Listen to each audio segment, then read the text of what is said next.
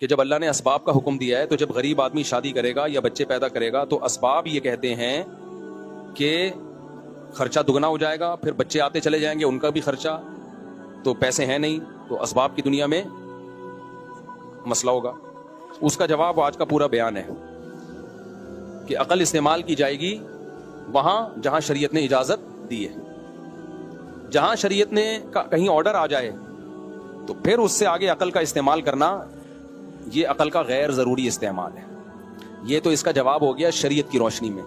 دوسرا جواب ہو گیا عقل ہی کی روشنی میں، ہم اس سے یہ جواب لیتے ہیں۔ دیکھو یہاں اگر آپ عقل استعمال کرتے بھی ہو تو عقل کے دو طریقے ہوتے ہیں استعمال کرنے کے، ایک ہے صحیح طریقہ، ایک ہے غلط طریقہ۔ صحیح طریقہ وہ ہے جو وحی کی روشنی میں ہو، جس سے انسان کی عقل سیدھی راہ دکھاتی ہے۔ غلط طریقہ وہ ہے کہ خواہشات کو سامنے رکھ کے آپ عقل استعمال کرو۔ ایک چرسی جب چرس پیتا ہے وہ بھی عقل استعمال کرتا ہے، خواہشات کو سامنے رکھ کے کہ یار پینے تو مزہ آئے گا، دیکھیں گے بعد میں توبہ کر لیں گے یا علاج کر لیں گے۔ یہ عقل کا صحیح استعمال نہیں ہے، بلکہ یہ وہ عقل ہے جو خواہشات سے مغلوب ہے۔ جو عقل خواہش سے مغلوب نہیں ہوتی وہ کہے کہ بھائی یہ چرس بری چیز ہے، مزہ ہے 2 منٹ کا اور یہ اس کا چسکا لگے گا، بعد میں چھوڑنا بہت مشکل ہو جائے گا۔ تو ایسے ہی جو ملحد ایتھیس لوگ ہیں وہ یہاں بھی عقل کا غلط استعمال کرتے ہیں۔ وہ کہتے ہیں کہ جب شادی ہو جائے گی تو ابھی پیسے تو ہیں نہیں، پھر بچہ ہو جائے گا تو پیسے تو ہیں نہیں۔ بات یہ ہے کہ پیسہ ایک ایسی چیز ہے جس کے بارے میں یقینی طور پر بتانا کہ کب کون سے اسباب پیسے کے آپ میں پیدا ہوں گے کب نہیں ہوں گے، یہ عقلی طور پر ممکن ہی نہیں ہے، کیونکہ روز روز نئے نئے اسباب پیدا ہوتے ہیں اور نئے نئے اسباب اور پرانے اسباب فنا ہوتے ہیں۔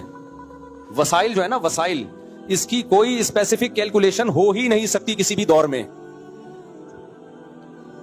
دنیا میں کتنے وسائل ہیں ہمارے پاس، کوئی کیلکولیٹ کر کے بتا سکتا ہے؟ اور اگر کیلکولیٹ کر لیے تو موجودہ ہے نا، ہو سکتا ہے کل کوئی نئے وسائل دریافت ہو جائیں۔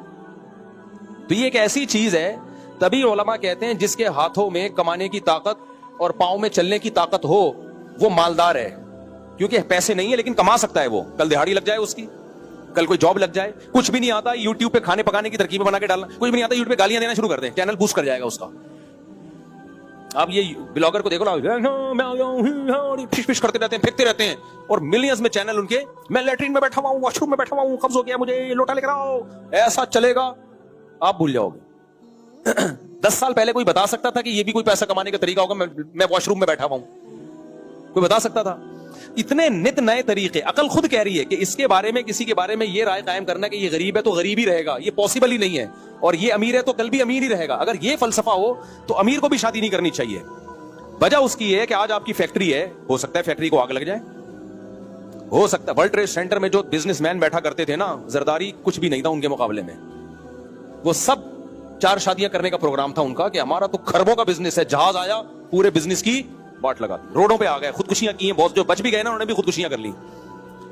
تو المال غاد ورائہ، پیسہ ایسی چیز ہے آج آیا کل گیا، تو اس لیے شریعت نے اس میں مدار اس پر رکھا ہے کہ بالقوہ، بالقوہ کا مطلب ہاتھ پاؤں سلامت ہیں یا نہیں ہیں، بس کافی ہے۔ سمجھ میں آ رہی ہے بات کہ نہیں آ رہی؟ اور دوسری بات، عقل کیا کہتی ہے؟ آپ غریب ہیں تو کیا دنیا کے سب سے غریب آپ ہی ہیں؟ یہ تو عقل کہتی ہے کہ آپ غریب ہیں تو ڈیفنس کی لڑکی سے شادی نہ کریں، لیکن یہ نہیں کہتی کہ آپ غریب ہیں تو اپنے سے بھی زیادہ غریب سے شادی نہ کریں، کیونکہ اگر آپ کی آمدن فار ایگزامپل 10,000 ہے، بہت ہی غریب کی ہوگی نا، تو ایسے لوگ بھی آپ کو مارکیٹ میں مل جائیں گے جن کے باپ، جن کی آمدن 5,000 ہے اور اس میں 6 بیٹیاں پال رہے ہیں وہ، تو اس کے حساب سے 10 والا کیا ہے؟ غریب ہے مالدار ہے؟ مالدار ہے، کیونکہ امیر اور غریب کی کوئی اسپیسیفک ڈیفینیشن نہیں ہے، یہ امور اضافیہ ہوتے ہیں۔ امور اضافیہ کا مطلب یہ ہوتا ہے کہ ہم اس میں ایک دوسرے سے کمپیئر کر کے کہتے ہیں کہ یہ امیر ہے اور یہ کیا ہے۔ آگے دوسری بات رہی بچوں کی، تو عقل یہ کہتی ہے کہ ابھی جیب میں پیسے نہیں ہیں، بچہ جب پیدا ہوگا تو کہاں سے کھلائیں گے۔ یہ وہ عقل ہے جو شہوت سے متاثر ہے، جو خدا کے مقابلے میں جب وحی کے نور سے عقل آراستہ ہوتی ہے تو پھر عقل صحیح استعمال ہوتی ہے۔ عقل کہتی ہے بچہ پیدا ہوا، ماں کی چھاتیوں میں دودھ آیا، اس کا مطلب پیدا کرنے والا اس سے غافل بولو نہیں، اس کا رزق کا انتظام کس نے کیا ہوا ہے؟ اللہ نے۔ اب پھر وہی شہوت پرستوں کی عقل، وہ کہیں گے یار بچے کے لیے صرف دودھ ہی تو نہیں چاہیے نا، بچے کو صرف دودھ چھوڑی چاہیے، بچے کو تو اسکول کا فیسیں اور آگے علاج اور فلانا اور ڈمکانا۔ یہ وہ عقل ہے جو شہوت پرستی سے اور کنجوسی سے مغلوب ہے۔ اصل میں پیسہ بچانا مقصد ہے کہ میں ہی کھا جاؤں سارا، لیکن یہاں بھی جس کی عقل صحیح استعمال ہوگی وہ کہے گی بھائی، وہ عقل کہے گی ایک سائن ہے، علامت ہے۔ پیدا کرنے والا کہہ رہا ہے ابھی اس کے لیے ضرورت دودھ کی ہے تو میں نے اپنی طاقت سے دودھ پیدا کر دیا، جو سب سے مشکل کام تھا وہ میں نے کر دیا، تو جو آسان ہے وہ نہیں کر سکتا میں؟ سب سے مشکل کام جو کسی کا باپ نہیں کر سکتا وہ دودھ پیدا کرنا ہے. بچوں کی اسکول کی فیسوں کا زکاتوں سے بھی انتظام ہو سکتا ہے. فری پھوکٹ کے اسکول بھی کھل جاتے ہیں, فری میں ٹیوٹر بھی مل جاتے ہیں. تو اس لیے جو فیملی پلاننگ والے کہتے ہیں نا جتنی آمدن اس حساب سے بچے پیدا کرو, اسلام میں اس کی حرام ہے یہ سوچ کے نسل روکنا. اسلام کہتا ہے رزق کا وعدہ کس نے کیا ہے؟ رزق اللہ کی ذمہ داری ہے. تو یہ بچے اللہ کی مخلوق پہلے ہیں, تمہاری اولاد بعد میں. ہاں بکریاں اتنی رکھو جتنا چارہ کھلا سکتے ہو, کیونکہ جانور پہ اللہ نے تمہیں کنٹرول دیا ہے. اگر مرغیوں کا دانہ تمہارے پاس نہیں ہے تو بھوکا مت مارو ان کو, کیونکہ جانور ہمارے لیے مسخر ہیں. ہم ان کی نسل بڑھا بھی سکتے ہیں اور اپنے حساب سے گھٹا بھی سکتے ہیں, اجازت دی ہے. انسان پہ ہمارا کنٹرول نہیں ہے. اللہ نے ہمیں نہیں دیا کہ اتنے بچے پیدا. انسان تو مقصود کائنات ہے. اس کی گروتھ کتنی ہوگی, کتنی کم ہوگی, کتنی زیادہ ہوگی, یہ قدرت کے اپنے ہاتھ میں ہے. اس میں انسانوں کو ٹانگ اڑانے کی اجازت نہیں. انڈیویجولی کسی کوئی بیوی بیمار ہو گئی, کوئی مسئلہ ہو گیا, وہ ایک الگ بات ہے.